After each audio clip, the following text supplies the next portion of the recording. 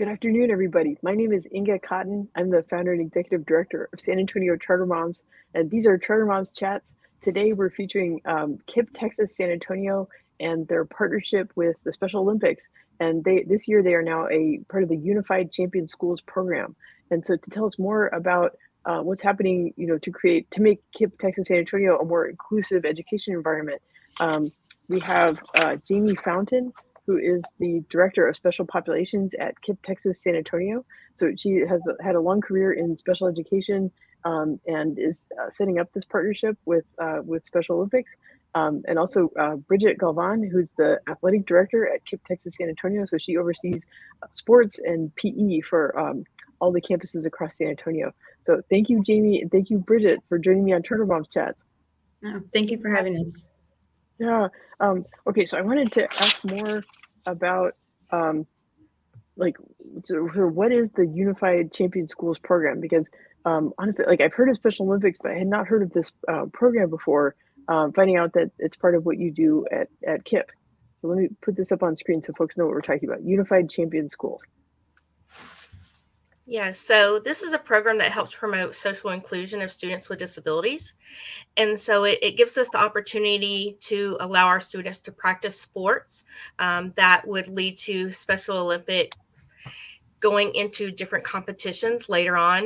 And it also gives us an opportunity for general ed students to see what our students are doing in our self-contained classroom. So that gives them a bridge to be able to talk about a different subjects besides something that is streamlined that they may get stuck on, such as trains or goosebumps. You know, that sports is something that is bridged between all people, whether they have a disability or not. And it's something that they can start young and move forward. With Unified Champion Schools, this also gives us an opportunity as we're growing with Special Olympics to begin to have certain clubs or classes that will be led directly by our students with or without disabilities. So we're still in the beginning stages of that. Right now, we're working on the sport aspect, but hopefully within the next year or so, depending on what happens with the pandemic, then we'd be able to move more into being a unified champion school so that we can have those clubs and classes that are ran by and led directly by students with and without disabilities. Yeah, wow, that's so exciting. So I was wondering, could y'all tell us more about like how many students at KIPP Texas San Antonio are participating in these sports already, like this semester, and what sports are they playing? Yeah, so currently we have 57 students participating in our Unified Champions program. And so we divided the seasons by 3 seasons where we have fall, winter, and spring. And each season has two different team sports.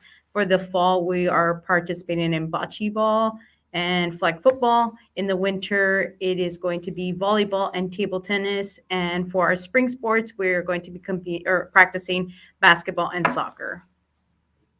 Wow, that's a really good range of sports. Well, one thing I think that this demonstrates is I think there's sort of a stereotype that charter schools don't do a good job on sports or clubs or extracurriculars or PE, and that's really not the case. I think KIPP is really an example of like helping students to get moving and be active and not just excel in the classroom.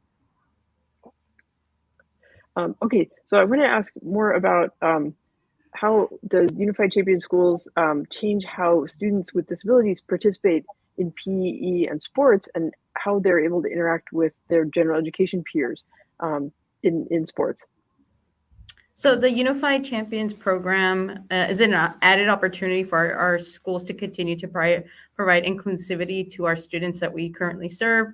The practices offer opportunities for the students to meet and interact with students that they may not otherwise interact in a daily basis.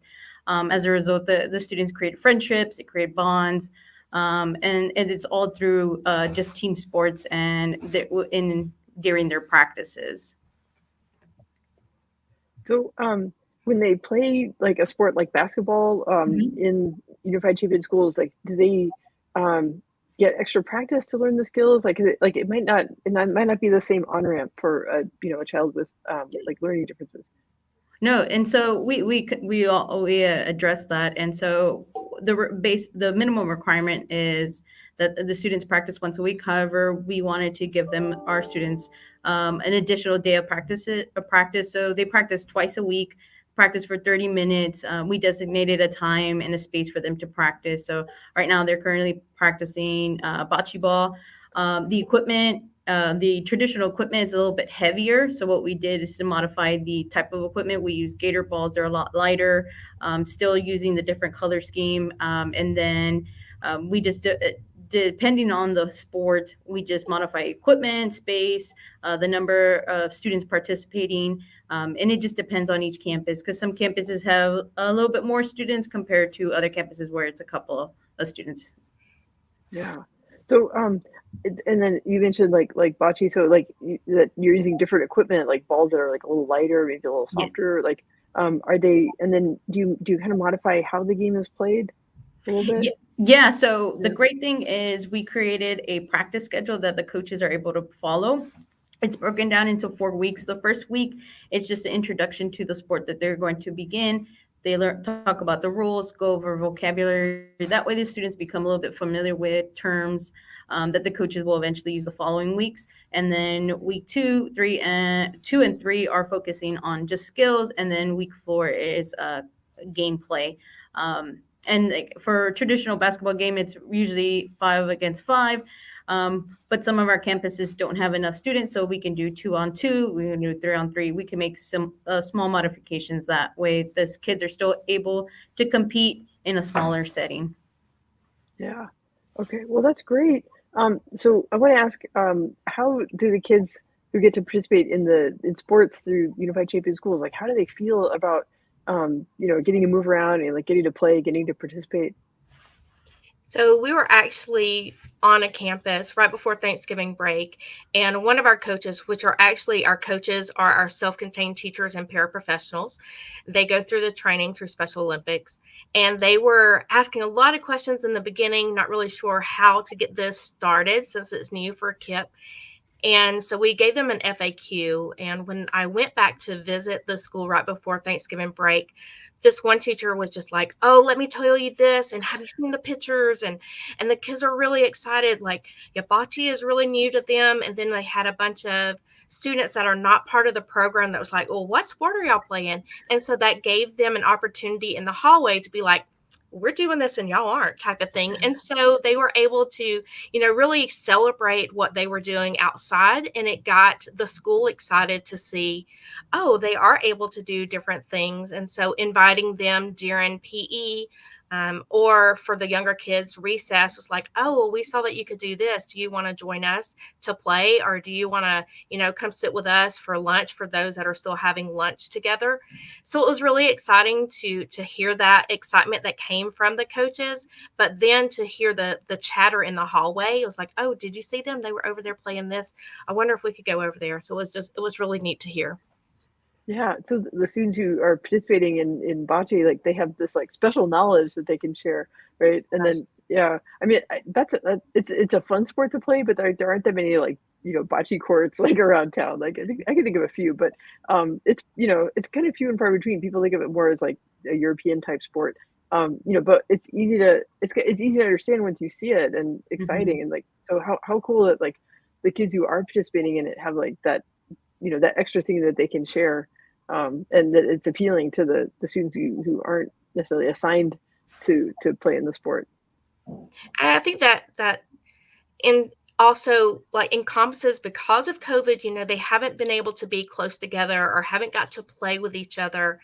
And so this sport allows them to do that socially distance between each other, because it is a sport that it's turn taking. So they're working on that social skill as well, but Mhm. they're still in a social setting that they get to talk and interact with each other that we haven't got to do in such a long time because of the pandemic.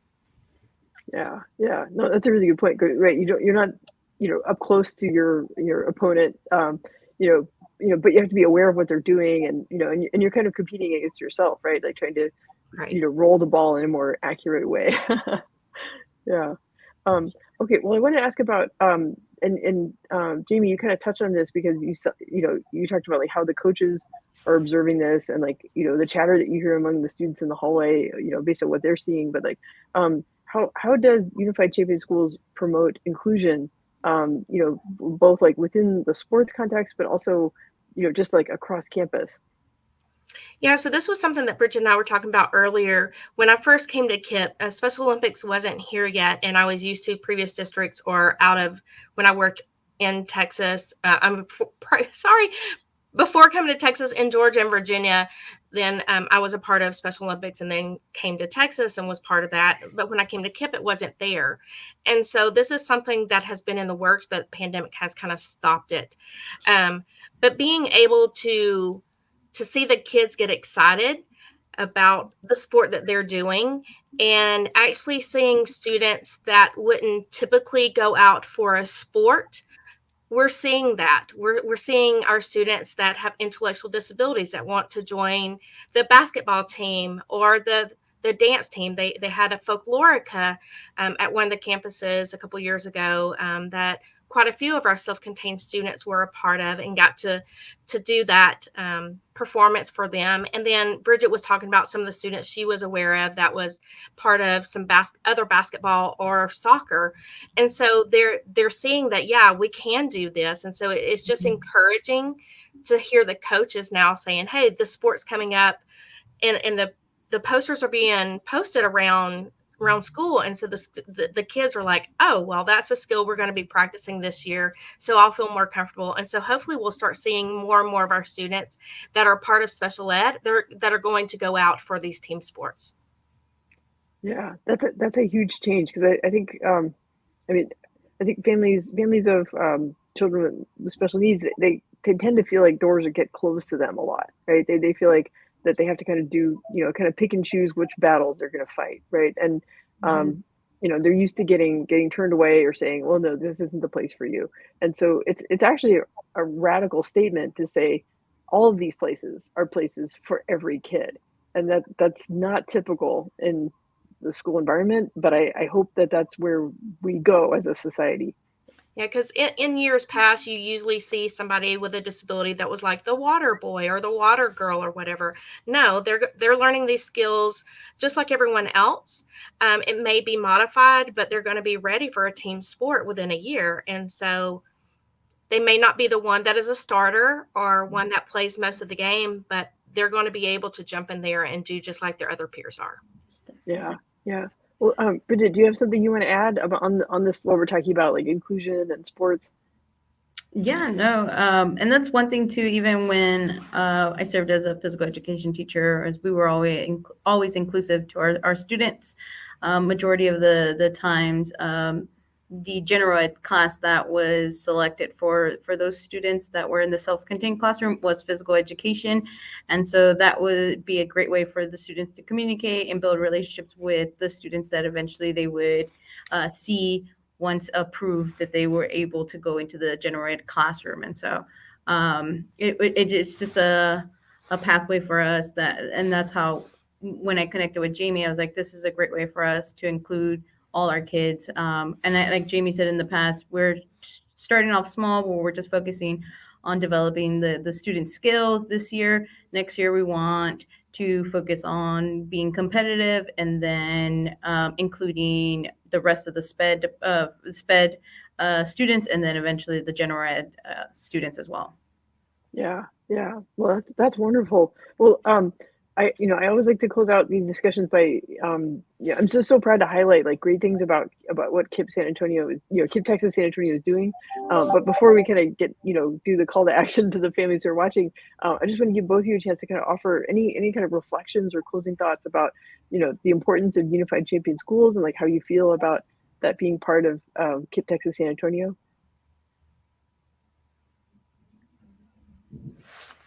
You want to go? You want to go ahead? You want to go, Jamie? Okay.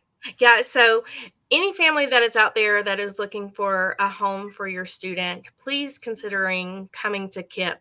We are going to continue building this program out. We have open enrollment.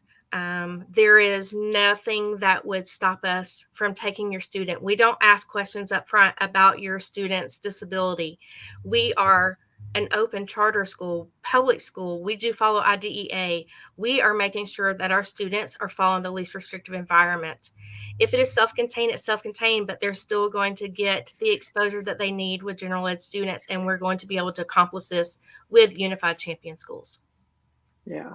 Well, that's a beautiful message. I want to reinforce that on the, let's see, okay, wait, let me change up my screen a little bit. So on the shrmoms.com, so that's our main website. So there's actually a link in the description of the video to a more information about what's happening with Unified Champion Schools, but also we have an enrollment guide to KIPP Texas San Antonio schools, and talks about all the different campuses and how to apply, the enrollment timeline, things like that. And there's a link to that post in the post about Unified Champion Schools at KIPP Texas San Antonio. So I just want to encourage folks, we have more resources on the blog. It'll help you figure out how to get your kids enrolled at KIPP.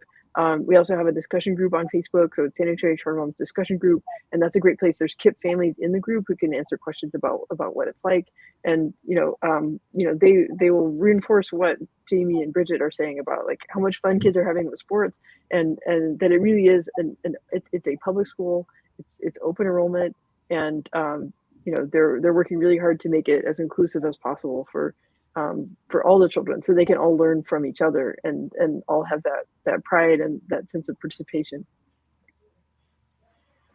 Okay, well, thank you both so much for sharing, and I'm excited to keep learning more about Unified Champion Schools. It sounds like you have a good roadmap planned out about how to help the students in the program keep improving their skills, get more competitive in their sports, and continue to grow in sports and clubs, and create a more inclusive education environment at KIPP Texas San Antonio. Oh, thank you so much for having us. Thank you again for having us.